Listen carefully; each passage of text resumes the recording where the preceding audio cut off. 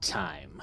Welcome back to race day for the Majors 24, the 24 in 24, and our fourth annual running of this great event. What started as a simple idea has exploded to what we have today. Nearly 700 teams, 688 to be exact, completed the pre qualifying process, and almost 3,000 drivers made at least one qualifying attempt, and many made many more. In fact, we raised over $2,000 for our season for our series charities, including our designated race charity, the Hunger Project. So thank you so much for all of that support. Okay, let's get to the rules and protocol for the day, as there are quite a number of them, and we want to get going. And if a lot of what I'm about to talk about sounds familiar, I want to thank you. You read the rules. The race servers are going to be coming online at the top of the hour. These servers are hosted and they are password protected. You can find your password on the pre-qualifying results page, and one driver will register your team, and they will not be asked to declare the drivers for this event. Once the team is registered, any driver on the team can join the server and can take part in the grid photo. It doesn't have to be the person who is qualifying the car. The grid photo is an optional but recommended activity, and it is frankly a part of the fabric of Le Mans, and you'll get an instant piece of memorabilia to commemorate all the hard work you have put in to get to this day. When you join the server, whoever is doing the grid photo for your team, please drive around the track to the front stretch, and we advise that you don't drive backwards from the pit, as that could cause a disqualification from the sim. One note, when the server does launch, you are welcome, that driver is welcome to jump in and start that, even if the meeting is still going on. Once the cars are around the front stretch, the GTP class should line up nearest to the start-finish line, the LMP2 car behind them, and the GT3 class behind them. This is not going to be perfect. Some are going to be better than others. It's going to be chaotic, but that's okay.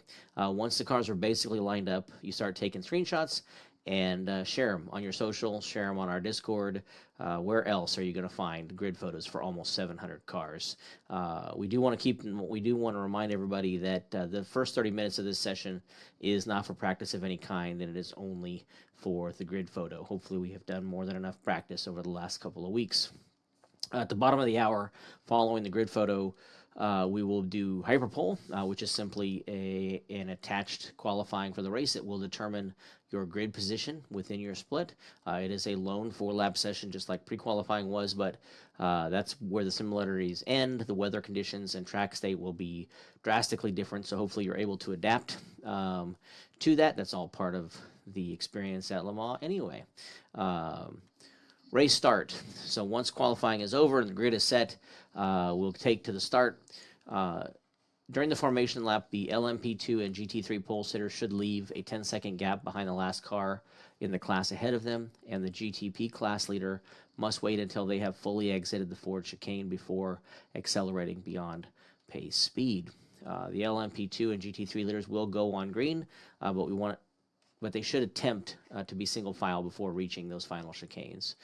Racing expectations, clearly we all want to have a good experience. We all want to have clean races, and the best way to do that is to follow these expectations. We expect that the slower class cars will always take the preferred line, that they will always communicate with their car and hold a steady line, that they will never block or make a defensive move against the faster class car. We also expect that the faster classes will make passes in a safe way and usually off of the preferred line or to the outside of a corner. However, if a faster class wishes to try to pass on the inside, they must have reasonable position on the slower car before turn-in. Significant overlap is the general rule.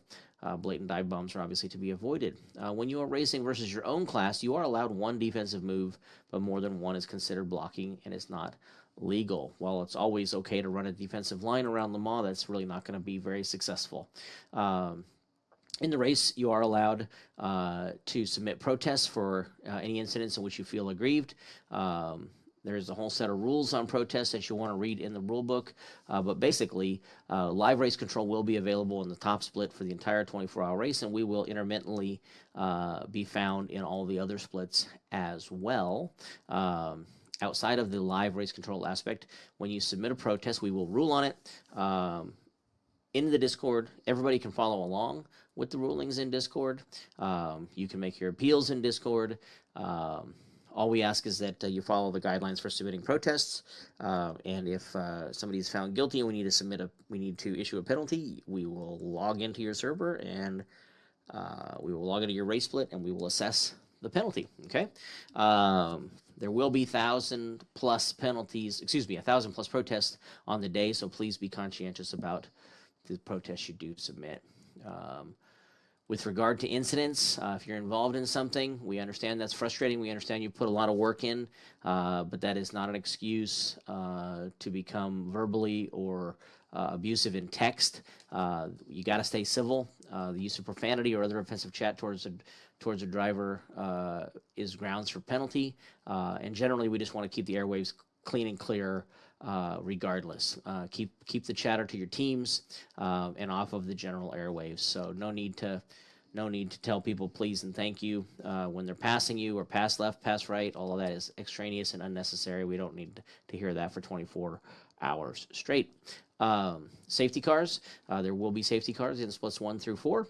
There is a whole process in the rule book. I won't cover it here in the meeting, as that will take quite a bit of time. Please make sure you have read up on that. And you'll also, of course, get instructions in Sim should your split encounter a safety car.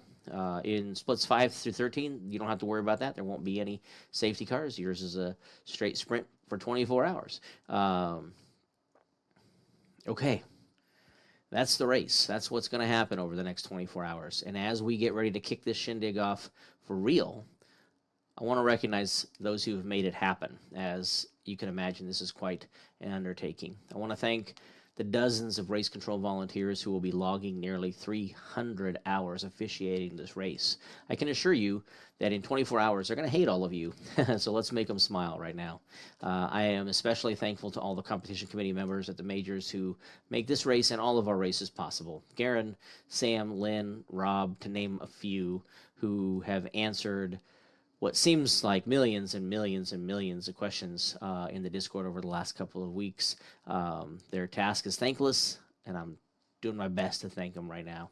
And of course, I am so grateful to all the teams, drivers, and community who support what we do and come back to this event each and every year. And for those of you who are in your very first Majors 24, we hope this experience has been beyond everything you expected. That's enough for me. I think you are all ready to do this thing. Vive la France.